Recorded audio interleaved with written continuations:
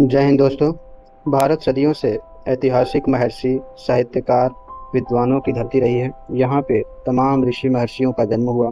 उन्होंने अपनी वेदों की रचना, अपने कृतियों की रचना, अपने तमाम ज्ञान का विस्तार इसी भूमि पर पूरी तन्मयता के साथ किया है, जिसे आज भी हम अभिभूत होकर के अपने जीवन को निरंतर अग्रसर करते रहते हैं। महर्षि वाल्मीकि जी का आश्रम चंपारण जिले के भैंसालोटन वाल्मीकि नगर में था। इन्होंने संस्कृत भाषा में रामायण की रचना की थी और माता सीता को जब वनवास हुआ था तो वाल्मीकि जी के आश्रम में ही माता सीता ने अपना जीवन व्यतीत किया था। नेक्स्ट हम बात करते हैं, ये हैं महर्षि विश्वामित्र। ये महर्षि विश्वामित्र हैं। इनका आश्रम बक्सर में था। इनके आश्रम में ही रहकर श्री रामचंद्र जी और लक्ष्मण जी ने शिक्षा प्राप्त की थी। महर्षि की प्रेरणा से ही श्री राम जी ने ताड़का का वध किया और जनकपुर जाकर विश्व शिव के धनुष को तोड़कर सीता जी से इन्होंने विवाह किया। ये है चाणक्य। इनको कौटिल्य और विष्णुगुप्त के नाम से भी जाना जाता है। ये महान कूटनीतिज्ञ और अर्थशास्त्र के ज्ञाता थे। इनकी एक प्रमुख रचना भी है जिसे अर्थशास्त्र के नाम से जाना जाता है। ये नंद वंश के समापन और मौर्य वंश के उद्भव, जिसमें चंद्रगुप्त मौर्य के लाने में अपनी महत्वपूर्ण भूमिका निभाए। इनकी पुस्तक जो अर्थशास्त्र है, अर्थशास्त्र जो किताब है, इस किताब को अर्थ के आधार पे इसे इकोनॉमी की बुक नहीं बल्कि ये राजनीति की किताब थी। इसमें राजनीतिक व्याख्यान किया गया है। नेक्स्ट है आपके आर्यभट्ट। आर्यभट्ट जी ये पाटलिपुत्र वर्तमान में पटना के निवासी थे। ये महान गणितज्ञ के साथ साथ खगोल शास्त्री भी थे। इन्होंने आर्यभट्टीय या आर्य सिद्धांत और तंत्र नामक 2 ग्रंथों की रचना किया था। इन्हीं के नाम पर भारत के प्रथम उपग्रह का नाम आर्यभट्ट रखा गया था। ये है महाकवि बाणभट्ट। वर्तमान में रोहतास जिला में जन्मे बाणभट्ट संस्कृत के प्रकांड विद्वान थे। इनकी रचनाएं हर्षचरित और कादंबरी प्रमुख थी।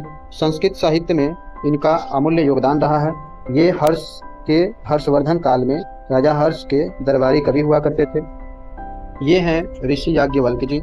ऋषि याज्ञवल्क जी के विषय में ऐसा माना जाता है कि ये मिथिला अंचल के निवासी थे और इन्होंने यजुर्वेद के संकलन में अपना महत्वपूर्ण योगदान दिया। यजुर्वेद के संकलनकर्ता के रूप में इनको माना जाता है और उपनिषदों के भी रचनाकार ये हैं। बहुत सारे उपनिषदों की भी रचना ये किए। ये हैं गौतम ऋषि। गौतम ऋषि मिथिलांचल क्षेत्र के ही खड़ दर्शन के विभिन्न विभागों का जन्म हुआ था। न्याय सूत्र के प्रणेता गौतम मुनि माने जाते थे और छपरा के निकट गोदान नामक स्थान पे इन्होंने अपनी तपस्या किया था। इनकी पत्नी अहिल्या थी। ये है महर्षि कणाद।